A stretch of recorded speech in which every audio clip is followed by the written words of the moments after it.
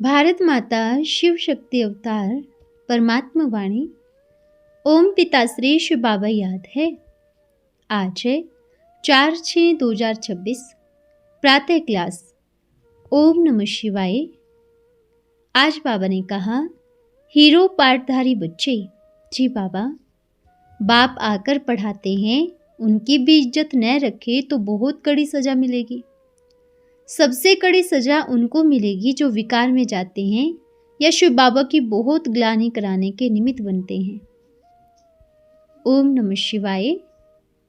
रूहानी बाप बैठ रूहानी बच्चों को समझाते हैं, तुम इस पाठशाला में बैठ ऊंच दर्जा पाते हो। दिल में समझते हो हम बहुत ऊंचते ऊंच स्वर्ग का पद पाते हैं। ऐसे बच्चों को तो बहुत खुशी होनी चाहिए। अगर ये निश्चय है तो सभी एक जैसे तो होते ही नहीं हैं। फर्स्ट से लास्ट नंबर तक होते हैं। पेपर में भी फर्स्ट से लास्ट तक नंबर होते हैं। कोई फेल भी होते हैं तो कोई पास भी होते हैं।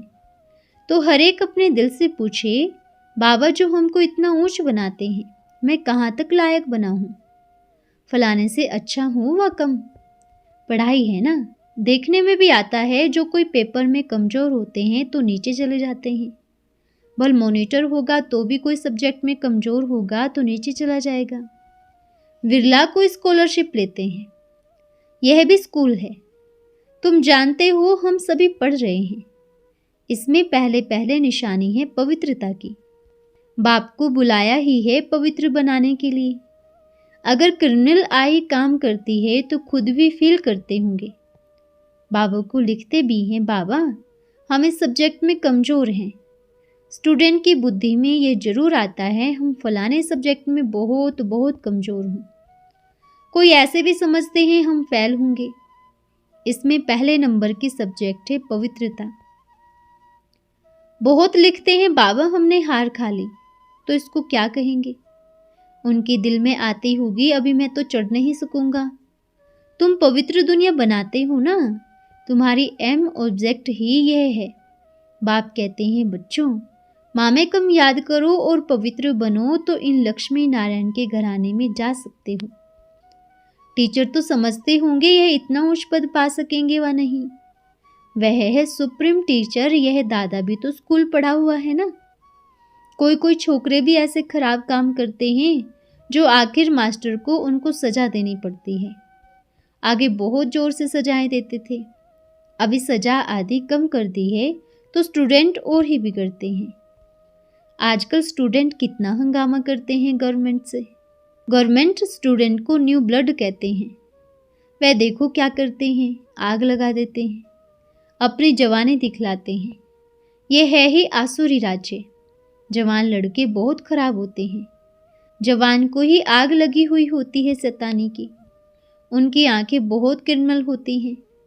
देखने में तो बड़े अच्छे आते हैं। जैसे कहा जाता है ना, ईश्वर का अंत नहीं पाया जाता, तो इसमें भी अंत नहीं पाया जाता। ये किस प्रकार का मनुष्य है?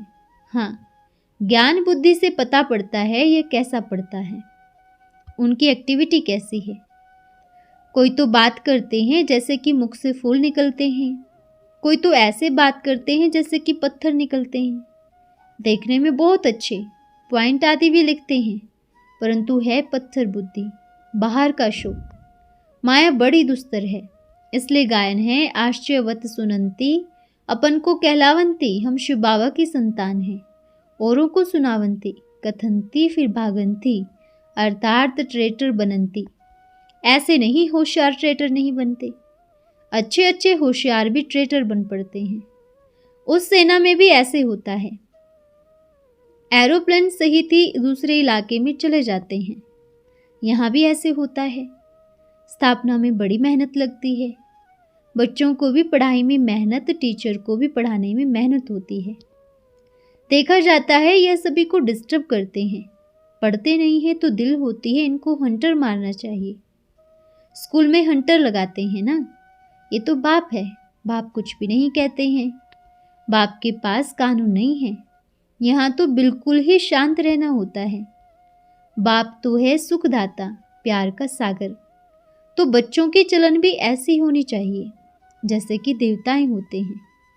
तुम बच्चों को बाबा सदैव कहते हैं तुम तो पद्मा पदम भाग्यशाली हो, परंतु पद्मा पदम दुर्भाग्यशाली भी बनते हो। जो फेल होते हैं उनको तो दुर्भाग्यशाली कहेंगे ना। बाबा जानते हैं अंत तक यह होता रहता है, कोई न कोई महान दुर्भाग्यशाली जरूर बनते हैं। चलन ऐसी होती है जो समझा जाता है ये ठहर नहीं सकेंगे, इतना ऊंच बनने लायक नहीं है, सभी को दुख ही देते रहते हैं, सुख देना जानते ही नहीं, तो उनकी क्या हालत होगी। बाबा सदैव कहते हैं अपनी संभाल करो, यह भी ड्रामा अनुसार होने का है जरूर। थोड़ी सी बात में क्रोध का एकदम भूत आ जाता है, मुंह ही बंदर मिसल और ही लोहे से भी बदतर बन जाते हैं। सो भी अच्छे अच्छे फर्स्ट क्लास बच्चे बहुत जो गुस्से में आकर कब बाप को पत्र भी नहीं लिखते हैं, बेचारों की क्या हाल होगी। बाप तो रोज समझाते हैं सर्व का सदगति दाता बाप है ना। बाप कहते हैं मैं आया हूँ सर्व का कल्याण करने, आज सर्व की सदगति करता हूँ, कल फिर दुर्गति हो जाती है। तुम कहेंगे कल हम विश्व के मालिक थे, आज गुलाम बन गए हैं। अभी सारा झाड़ तुम बच्चों की बुद्धि में है, यह वंडरफुल झाड़ है। मनुष्यों को यह भी पता नहीं है यह झाड़ है, इनकी आयु कितनी है। झाड़ की आयु तो जरूर होनी चाहिए ना। इनको कहा ही जाता है कल्प वृक्ष, जिसकी आयु एक कल्प है। कल्प में कितने वर्ष होते हैं ये किसको भी पता नहीं है। अभी तुम जानते हो कल्प माना पूरे 5000 वर्ष। 5000 वर्ष का एक्यूरेट झाड़ है, एक सेकंड का भी फर्क नहीं पड़ सकता। इस बेहद के झाड़ की नॉलेज अभी तुम बच्चों को मिल रही है। नॉलेज देने वाला है वृक्षपति। बीज कितना छोटा है, उनसे फल देखो कितना बड़ा निकलता है। यह फिर है वंडरफुल झाड़। इनका बीज बहुत छोटा है, आत्मा कितनी छोटी है, पाप भी बहुत छोटा है, इन आंखों से देख भी नहीं सकते। भल विवेकानंद का बतलाते हैं, उसने कहा मैं रामकृष्ण के आगे बैठा था तो एक ज्योत उनसे निकली और मेरे में समा गई। ऐसे कोई ज्योत निकलकर फिर समा थोड़ी सकती है। क्या निकला? गुरु से ज्योत निकल मेरे में समाई। आत्मा निकली तो फिर शरीर गिर पड़े। क्या राज है ये समझते ही नहीं है। ऐसे ऐसे साक्षात्कार तो बहुत ही होते हैं, परंतु वह लोग मान लेते हैं, फिर महिमा भी कितनी रखते हैं। भगवानुवाच कोई भी मनुष्य की महिमा है नहीं, महिमा है तो इन देवताओं की, और जो देवताओं को ऐसा बनाने वाला है।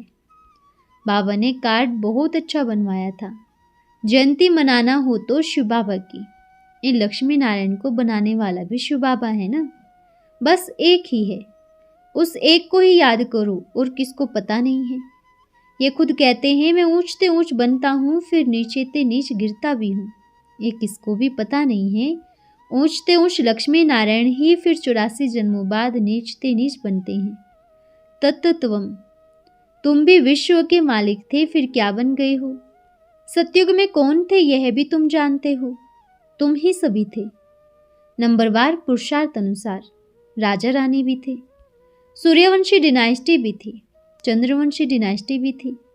बाबा कितना अच्छी रीत समझाते हैं। यह सृष्टि चक्र का सारा ज्ञान तुम बच्चों की बुद्धि चलती फिरती रहनी चाहिए। तुम चैतन्य लाइट हाउस हो, सारी पढ़ाई बुद्धि में रहनी चाहिए, परंतु वह अवस्था हुई नहीं है, होने की है। जो पास विद ओनर होंगे उनकी यह अवस्था होगी, सारा ज्ञान बुद्धि में होगा। बाप के लाडले लवली बच्चे भी तब कहलाएंगे। बाप स्वर्ग की राजाई कुर्बान करते हैं ऐसे बच्चों पर।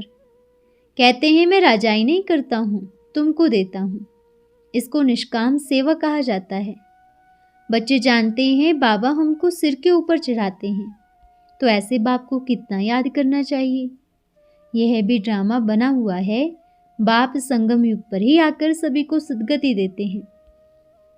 नंबरवार पुरुषार्थ अनुसार नंबर 1 हाईएस्ट बिल्कुल पवित्र, नंबर लास्ट बिल्कुल ही अपवित्र।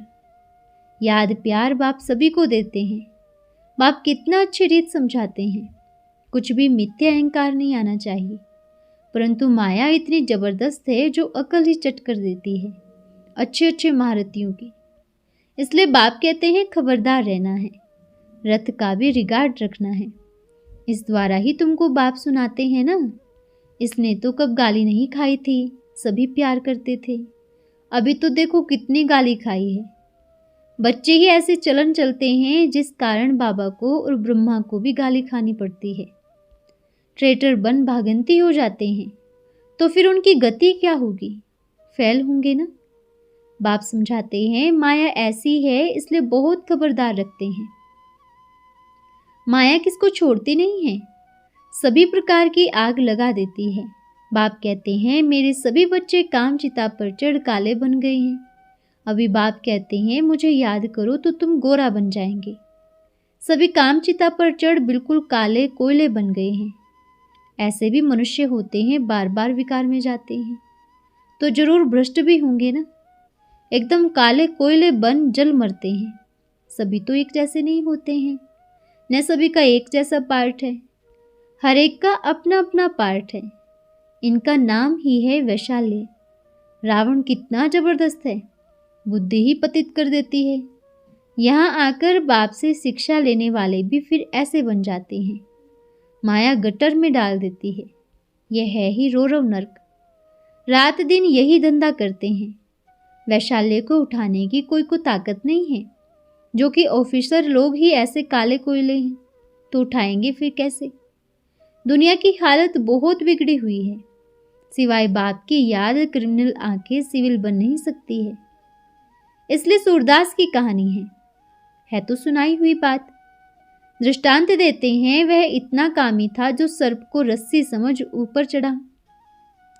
अभी सर्प को कैसे हाथ लगाएंगे? ये एक मिसाल बनाया, सर्प पर चढ़ गया। फिर वैश्य ने ठोका। ये क्या, तुमको पता नहीं पड़ता है? विषय विकार के पिछाड़ी इतना अंधा बन गए हो। तब उनको गुस्सा लगा और आंखें निकाल दी। बाप कहते हैं विकारों में बिल्कुल अंधा बन गई हो।